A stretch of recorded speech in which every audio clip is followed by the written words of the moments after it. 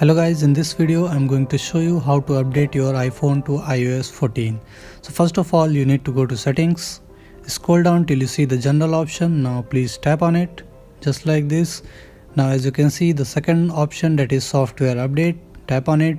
Now it will start checking for updates. Now my software is up to date, that is iOS 14.0.1. Your software is up to date.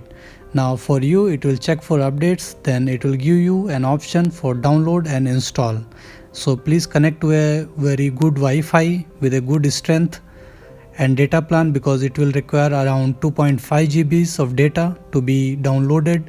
Please make sure that you have enough space on your phone, because it requires around 3.5 GBs of storage. So if you don't have storage, it will give you another kind of warning that you are low on storage, and it won't show the download and install option. So as soon as you will free the storage, you will get the download and install option. So you need to click on that. Then it will take around an hour or so depending upon your speed, and then you can install it. So this is the whole process. It's very easy.